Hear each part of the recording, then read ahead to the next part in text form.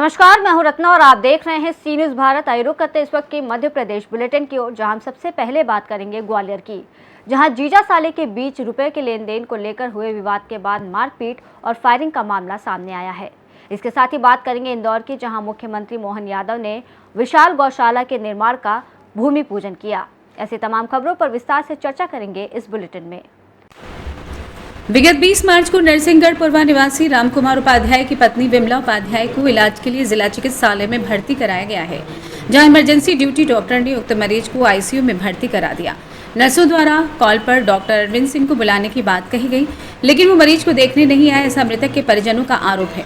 Doctor केवल मरीज को रेफर करने की सलाह फोन पर देते रहे, लेकिन मरीज की हालत गंभीर होने से परिजन जिला चिकित्सालय में ही इलाज करने की बात डॉक्टरों से करते रहे। अगले दिन 21 मार्च को उक्त महिला मरीज की इलाज के अभाव में मौत हो जाती है। पूरे मामले में मृतक महिला के मरीज के परिजनों ने सीएम हेल्पलाइन में डॉक्टरों की लापरवाही से महिला की मौत होने की शिकायत दर्ज कराई है, जिस पर अस्पताल प्रबंधन द्वारा मरीज के परिजनों द्वारा शिकायत वापस लेने का दबाव बनाया जा रहा था, जिस पर आज मृतक महिला के परिजनों ने जिला चिकित्सालय के सिविल सर्जन को ज्ञापन देकर दोषी डॉक्टर पर कार्रवाई की मांग की है। पूरे मामले में civil surgeon doctor GL Ahirwar का कहना है कि मामले में ड्यूटी डॉक्टर्स को नोटिस जारी कर जवाब तलब किया जाएगा और जवाब आने पर अग्रिम वैधानिक कार्रवाई की जाएगी। वहीं दूसरी ओर पूरे मामले में डॉक्टर अरविंद सिंह का कहना है कि उसी दिन मेरी ड्यूटी नहीं थी और ना ही मुझे कॉल पर बुलाया गया था। उन्होंने बताया कि उस दिन डॉक्टर राजकुमार अवस्थी की ड्यूटी थी, जिसे उनके द्वारा देखा गया। उन्होंने कहा कि सिविल सर्जन चाहे तो पूरे मामले की जांच पड़ताल करवा सकते हैं। फिलहाल उक्त पूरे मामले में अब ये देखना होगा कि पीड़ित परिवार को कब तक न्याय मिल पाता है, ये बड़ा सवाल है। मैं रामकुमार उपाध्याय, प्रचार वाहन संचालक। 20 मार्च को मेरी धर्मपत्नी की अचानक बहुत भयंकर तबीयत खराब हुई थी। लगभग सुबह 3 बजे मैं अपनी मरीज को लेके आया तो उन्होंने आईसीयू में रेफर कर दिया। आईसीयू में जब मैं जाकर देखता हूँ तो वहाँ का जो नर्स स्टाफ है, वहाँ कोई डॉक्टर नहीं था।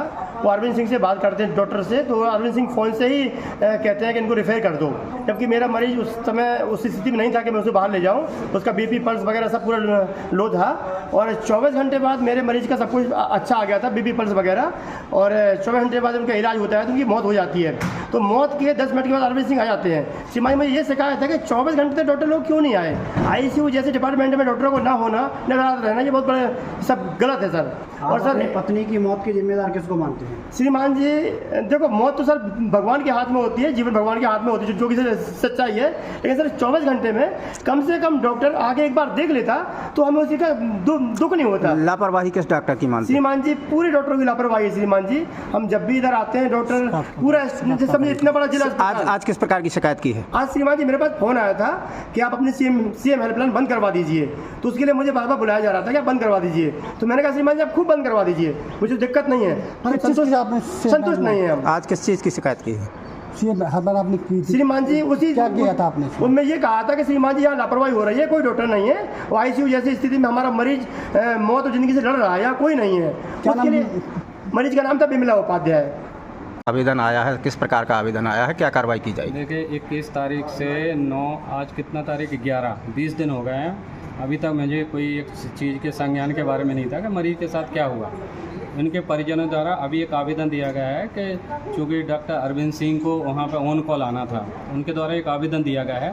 उस आवेदन के आधार पर हम डॉक्टर अरविंद सिंह और जो वहाँ का नोडल है आईसीयू का, उससे दोनों से पूछेंगे कि इसमें किसकी गलती है वो क्या है, और नोटिस के द्वारा उनसे उनका जवाब भी मांगा जाएगा। और जो भी उसका जवाब आएगा, यदि जवाब संतोषपूर्वक नहीं होगा और यदि उसकी गलती पाई जाएगी तो नियमानुसार कार्रवाई होगी। सर इस पर कार्रवाई की जाएगी या फिर यदि उसकी गलती होगी तो उसको कार्रवाई होगी, और गलती नहीं होगी सर सीएम हेल्पलाइन में भी शिकायत की है फरियादी ने? अभी शिकायत का तो मुझे संज्ञान नहीं, लेकिन आवेदन लेके आए हैं, ये अभी 20 दिन बाद मुझे पता। सर 21 मार्च को जिला हॉस्पिटल में एक विमला उपाध्याय करके मरीज भर्ती हुए थे।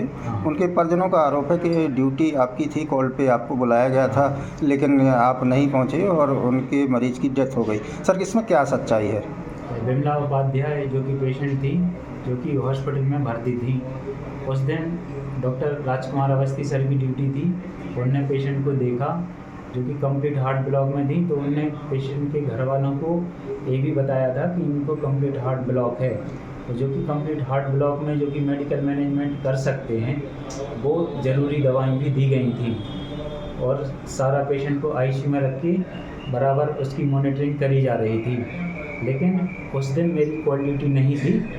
जिस दिन कॉल ड्यूटी सबकी डिवाइडेड रहती है, मेरी अलग दिन रहती है, सैटरडे के दिन रहती है, सर की अलग दिन रहती थी वेडनेसडे के दिन। तो उन्होंने उस दिन मरीज को देख के भर्ती किया था, आवश्यक उपचार दिया था। लेकिन पेशेंट बाहर से दिखा के आया था, तो जो बाहर के डॉक्टर हैं वो मेरे अलावा किसी को नहीं जानते, तो उनने ये बोल दिया कि हॉस्पिटल में डॉक्टर अरविंद सिंह देखेंगे। तो पेशेंट के जिनके भी घर वालों की डेथ होती है वो थोड़ा मानसिक रूप से इमोशनली इतना डिस्टर्ब हो जाते हैं कि वो ये चीज़ समझना नहीं चाहते कि मेरी कॉल ड्यूटी किसकी है या किसकी नहीं है। तो इस प्रकार से अति इमोशनल होने की वजह से इस तरीके से पेशेंट आवेश में आकर इस तरीके से आरोप लगाने लगते हैं। लेकिन अगर मुझे कोई बुलाता और मेरी ड्यूटी नहीं होती तो भी मैं पेशेंट को देख लेता, लेकिन मेरी ना कॉल ड्यूटी थी ना मुझे कॉल पे उस तरह। छतरपुर मध्य प्रदेश से सी न्यूज संवाददाता कुलदीप सक्सेना की रिपोर्ट। मुख्यमंत्री मोहन यादव ने सोमवार को इंदौर जिले के महू तहसील स्थित आशापुर क्षेत्र में बनने वाली विशाल गौशाला के निर्माण का भूमि पूजन किया। ये गौशाला लगभग 20 हेक्टेयर भूमि पर निर्मित होगी, जिसमें 10,000 गायों के संरक्षण और सेवा की व्यवस्था की जाएगी। इसका संचालन नगर निगम इंदौर द्वारा किया जाएगा। इस अवसर पर मुख्यमंत्री ने कहा कि हमारा देश गौमाता का देश है, जहां कभी दूध की नदियां बहा करती थीं। समय के साथ इसमें गिरावट आई, लेकिन अब सरकार इस दिशा में फिर से कार्य कर रही है। किसानों को दुग्ध उत्पादन के लिए निरंतर प्रोत्साहित किया जा रहा है और प्रदेश के दुग्ध संस्थाओं को साधन संपन्न बनाया जा रहा है। मुख्यमंत्री यादव हेलीकॉप्टर द्वारा इंदौर से आशापुरा पहुंचे। भूमि पूजन कार्यक्रम में क्षेत्रीय विधायक उषा ठाकुर, इंदौर के महापौर पुष्यमित्र भार्गव, राज्यसभा सांसद कविता पाटीदार, जनपद अध्यक्ष सरदार मालवीय, जिला पंचायत सदस्य दिनेश सिंह चौहान, भारतीय जनता पार्टी महू अध्यक्ष पीयूष अग्रवाल, मंडल अध्यक्ष मुकेश पाटीदार, महेश यादव सहित बड़ी संख्या में जनप्रतिनिधि एवं स्थानीय नागरिक मौजूद रहे। मुख्यमंत्री ने इस परियोजना को प्रदेश में गौ संरक्षण की दिशा में एक महत्वपूर्ण कदम बताते हुए कहा कि इससे न केवल गौमाता की सेवा होगी, बल्कि दुग्ध उत्पादन और ग्रामीण अर्थव्यवस्था को भी मजबूती मिलेगी। जयंती की मेरी अपनी ओर से पूरे प्रदेशवासियों देशवासियों को बधाई। आज एक और संयोग अच्छा है, हमने नगर निगम इंदौर में माननीय महापौर पुष्यमित्र भार्गव जी और हमारे सारे मित्रों की तरफ से पहले सरकारी अपनी गौशाला थी जिसमें 3000 से ज़्यादा गोवंश गौमाताएँ हैं। आज 10,000 से ज़्यादा गौमाताओं के लिए एक और गौशाला का भूमि पूजन करने हनुमान जयंती के अवसर पर मैं आया हूँ। मेरी अपनी ओर से गौ भक्तों को भी बधाई और खास करके गौमाता को संरक्षित करने का जो हमने प्रदेश स्तर पर अभियान लगाया हुआ है कि आज सभी नगर निगम हमारी इंदौर, उज्जैन, भोपाल, ग्वालियर, जबलपुर लगभग 10,000 से बड़ी बड़ी गौशालाएँ ये पाल रही है। खास करके डॉक्टर भीमराव अम्बेडकर जयंती के अवसर पर हमने एक नई गौमाताओं को लेकर दूध उत्पादन की योजना डॉक्टर अम्बेडकर जी के नाम पर की है। हम उम्मीद कर रहे हैं कि हमारे प्रदेश के अंदर दूध उत्पादन की क्षमता 9% से बढ़कर के 20% हो जाए।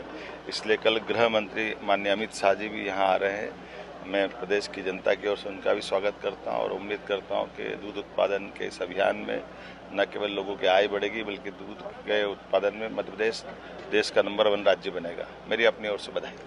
महू विधानसभा से सी न्यूज संवाददाता रवि धीमान की रिपोर्ट।